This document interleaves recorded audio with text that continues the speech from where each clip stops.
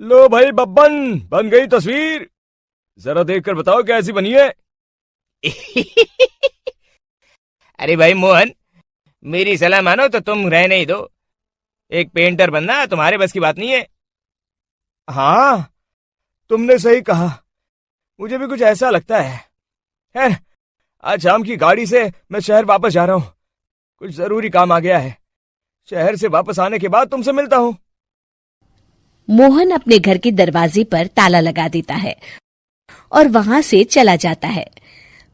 फिर उसी रात अचानक तेज हवाएं चलने लगती हैं। चारों तरफ डरावना माहौल बन जाता है। तभी मोहन की बनाई हुई पेंटिंग की वो औरत एक खतरनाक चुड़ैल में बदल जाती है और पेंटिंग से बाहर आ जाती है।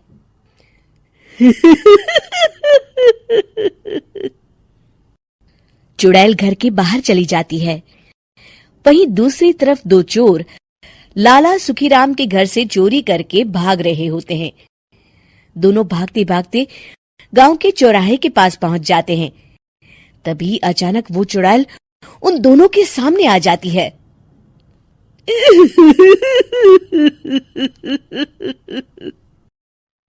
अरे मर गया रे! ये चुड़ैल कहां से आ गई? अरे मैंने तो तुझसे पहले ही कहा था कि आज अमावस्या की रात है। आज हमें चोरी नहीं करनी चाहिए। हाँ भाई बिल्ला, तुमने बिल्कुल सही कहा। जरा इसके दांत तो देखो, कितने बड़े हैं। चुड़ैल उन दोनों की तरफ बढ़ती है। अरे चुड़ैल दीदी, तुम चाहो तो ये सारे पैसे और जेवर ले लो, लेकिन हम दोनों को कुछ मत करना।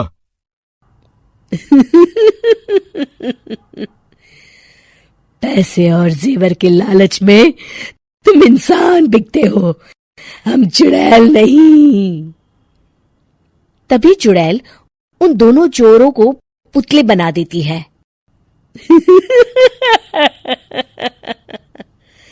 मैं किसी को नहीं छोड़ूंगी। अब कोई मुझसे नहीं बच सकता।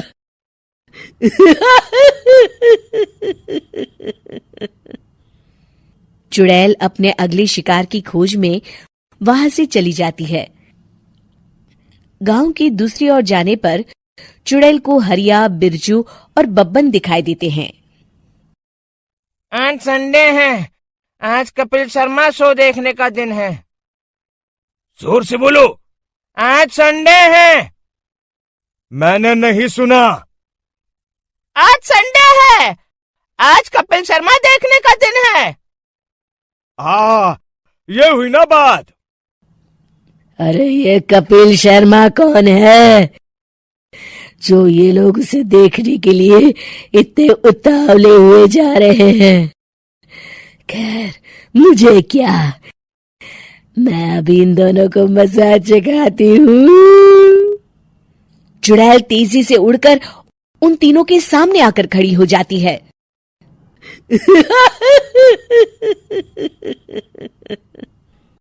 कपिल शर्मा शो बाद में देखना, पहले मुझे देख लो। बब्बन चुड़ैल को देखते ही पहचान जाता है।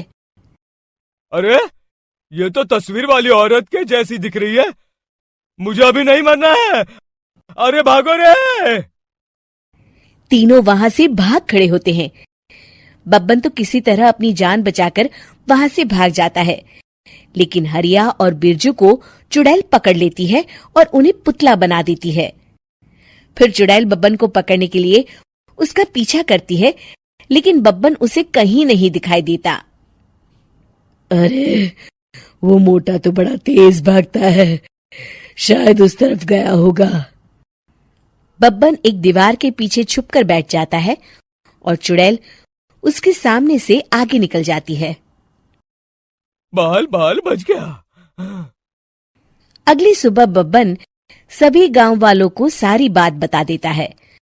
फिर उस चुड़ैल के डर से रोज शाम होते ही पूरे गांव में सन्नाटा छा जाता था और कोई भी अपने घर के बाहर नहीं निकलता था। अरे ये क्या हो गया? इतनी देर से घूम रही हूं, अभी तक एक भी आदमी नहीं मिला। अरे कहां मर गए सबके सब? चुड़ैल वहां से चली जाती है, इस तरह कुछ दिन बीत जाते हैं। फिर एक दिन मोहन गांव वापस आता है। बब्बन उसे बताता है कि उसकी बनाई तस्वीर से एक चुड़ैल बाहर आ गई है। मोहन समझ जाता है कि ये कोई आम कागज नहीं है। वो जो भी उस कागज पर बनाएगा वो असलियत का रूप ले लेगा।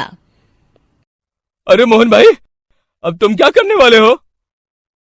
मेरे पास एक बहुत बढ़िया तरकीब है। मैं इस कागज पर उस चुड़ैल की एक ऐसी तस्वीर बनाऊंगा जिसमें वो तपती धूप के नीचे खड़ी दिखाई देगी, और फिर जैसे ही सवेरा होगा वो चुड़ैल इस कागज से निकलकर बाहर चली जाएगी और सूरज की तेज धूप में जलकर राख हो जाएंगी।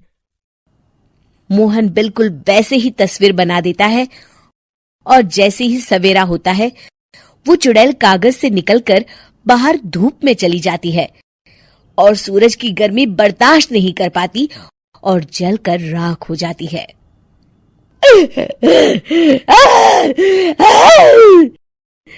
ये मुझे क्या हो रहा है? मैं सूरज की रोशनी बर्दाश्त नहीं कर सकती। मेरा पूरा शरीर जल रहा है। और इस तरह चुड़ैल के जलते ही पुतले बने सभी लोग पहले की तरह इंसान बन जाते हैं।